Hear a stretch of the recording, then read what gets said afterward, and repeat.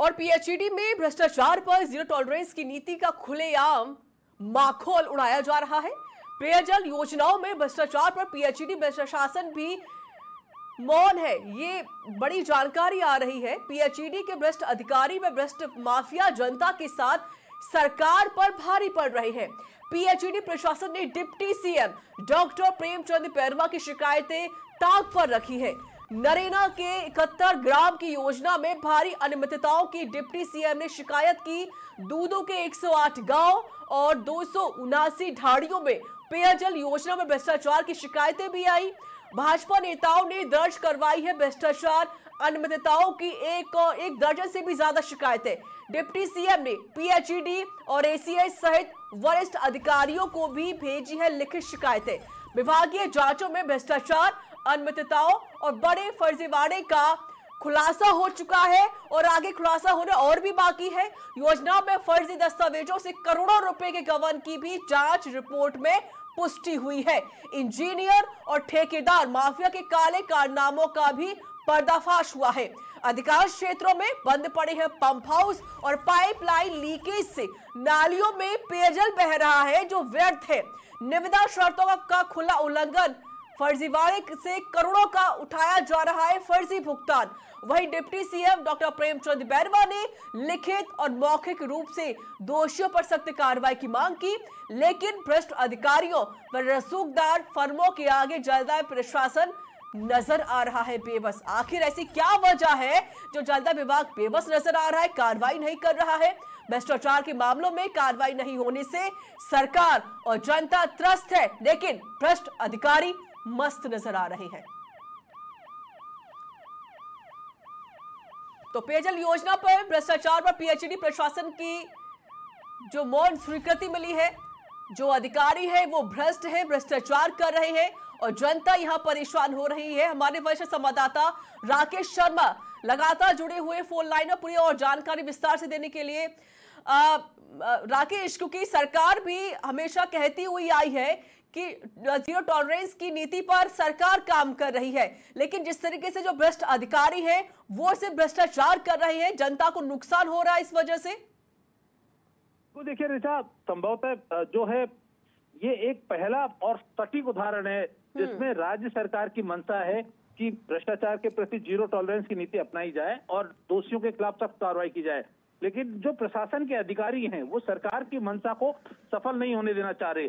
खुद उप मुख्यमंत्री ने जो अपने विधानसभा क्षेत्र में बड़े भ्रष्टाचार का पर्दाफाश किया है, जो क्षेत्रीय अधिकारी हैं उनसे जांच करवाई, जांच में बाकायदा भ्रष्टाचार की पुष्टि हुई। जो 71 गांव है नरेगा के, यहाँ पर ऑपरेशन एंड मेंटेनेंस के नाम पर 92 लाख रुपए से ज्यादा का भुगतान उठाया गया है। जो ठेकेदार है उसने 33 लेबर काम पे बताई हैं, लेकिन जब जांच की गई तो मात्र एक आदमी लेबर मिली, यानी 36 आदमियों का फर्जी दस्तावेजों से भुगतान उठाया गया है। इसके अलावा 108 गांवों में शिवम बोरवेल जो और 279 ढाणियां, इसमें शिवम बोरवेल ओएनडीएम का जो काम कर रही है, इसमें बहुत बड़े लेवल पे फर्जीवाड़ा सामने आया है। ना तो यहाँ पर लेबर लगी है, जो लीकेज है उन पर कपड़े बांध करके उसको ठीक किया जा रहा है। ये विभाग की रिपोर्ट में पुष्टि हुई है इन बातों की, और उसके बावजूद भी इंजीनियर हैं वो इन ठेकेदारों के साथ साठगांठ करके सरकारी खजाने से करोड़ों रुपए का भुगतान कर रहे हैं। खुद उप मुख्यमंत्री प्रेमचंद बैरवा ने अपने पूरे क्षेत्र की जांच करवाई और इस जांच में ये चौंकाने वाले खुलासे हुए हैं। उसके बाद ये रिपोर्टें पीएचईडी एसीएस अखिल अरोड़ा को भेजी गई।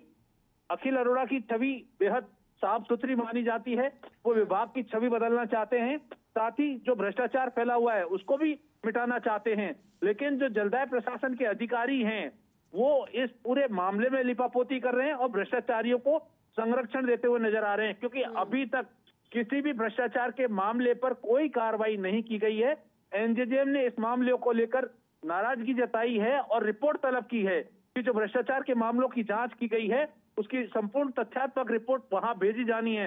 लेकिन जो अधिकारी हैं वो ठेकेदार के साथ मिलकर के आंख मिचौनी का खेल खेल रहे हैं, गलत और झूठी रिपोर्ट पेश कर रहे हैं। लेकिन सच्ची जो रिपोर्ट है उनको भी दबाया जा रहा है, करोड़ों रुपए का गबन किया जा रहा है। बिल्कुल राकेश, और जिस तरीके से deputy CM doctor Premchand Bairwa मौखिक रूप से, लिखित रूप से भी शिकायत कर चुके हैं, रिपोर्ट यहां पर तलब की गई है, और अगर यहां पर जो रिपोर्ट अगर वो सही पाई जाती है, जो शिकायतें की गई उस आधार पर, तो कहीं ना कहीं जो बड़े बड़े जो अधिकारी हैं वो यहां पर नप सकते हैं। राकेश, बिल्कुल, देखिए कई अधिकारी हैं जो इस जांच रिपोर्ट में दोषी हैं, जिनके ऊपर सीधे तौर पर सरकारी राशि को गबन करने का जो मामला है। जनता ने और स्थानीय भाजपा नेताओं ने 1 दर्जन से ज्यादा शिकायतें की हैं। जो सरकार द्वारा मीटिंग आयोजित की जाती है, उनमें भी लगातार भ्रष्टाचार के मामलों को उठाया है, लेकिन उसके बावजूद जो इंजीनियर और ठेकेदारों का एक गठजोड़ है, जो माफिया बन चुका है, वो इस पूरे मामले को दबाने में जुटा हुआ है। अब चूंकि सरकार सख्त हुई है, जो उप मुख्यमंत्री हैं, इन्होंने इस मामले को लेकर के गहरा नाराजगी जताई है कि उनके क्षेत्र में अगर इस तरह भ्रष्टाचार के मामले हैं और उनकी जांचों पर लिपापोती की जा रही है, तो ये बेहद संवेदनशील और गंभीर मामला है और इस मामले को मुख्यमंत्री तक भी ले जाया जा सकता है।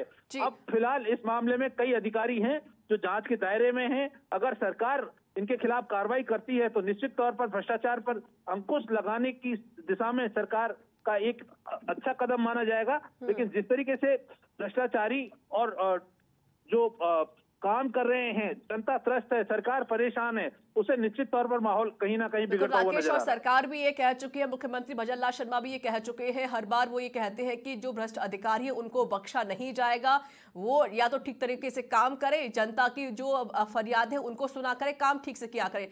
राकेश, क्योंकि नॉर्मल सी बात है कि जो इतना ज्यादा पैसा लिया गया है, जनता से पैसा लिया गया, गबन भी कर दिया गया, तो हम राकेश ये भी मान सकते हैं कहीं ना कहीं जो चाहे बड़े बड़े अधिकारी हो या फिर कोई और ही क्यों ना हो, किसी को बख्शा नहीं जाएगा और जो बड़े खुलासे वो यहाँ पर होने की संभावना है। बिल्कुल, देखिए ऋचा, अभी मुख्यमंत्री ने हाल ही में भाजपा कार्यालय में जन सुनवाई कार्यक्रम शुरू किया है और इसमें सभी मंत्रियों को जिम्मेदारी दी गई है कि वो जनता की समस्याओं को सुने और उनका त्वरित समाधान करें। ये शिकायतें वहां तक भी पहुंची हैं, क्योंकि सिर्फ जनता ही परेशान नहीं है, बल्कि जो भाजपा, जो सरकार से जुड़े जो पदाधिकारी हैं, नेता हैं, उन्होंने जो शिकायतें की हैं वो बेहद गंभीर और संवेदनशील हैं।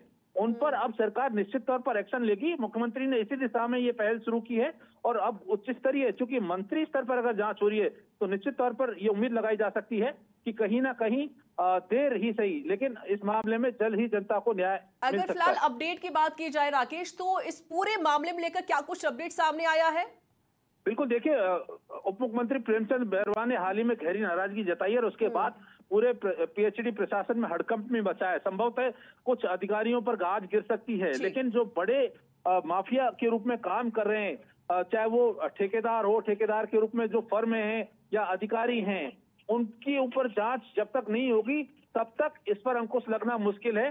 छोटे अधिकारियों को अगर निलंबित या सस्पेंड किया जाता है तो बड़े मगरमच्छ हैं, उनको बचाने की कवायद हो सकती है। बिल्कुल राकेश, और मुख्यमंत्री भी कहते हैं कि मगरमच्छों को छोड़ा नहीं जाएगा। जिस तरीके से भ्रष्टाचार हो रहा है इस पर अंकुश लगाने की कोशिश सरकार की है। शुक्रिया आपका राकेश शर्मा अधिक जानकारी देने के लिए।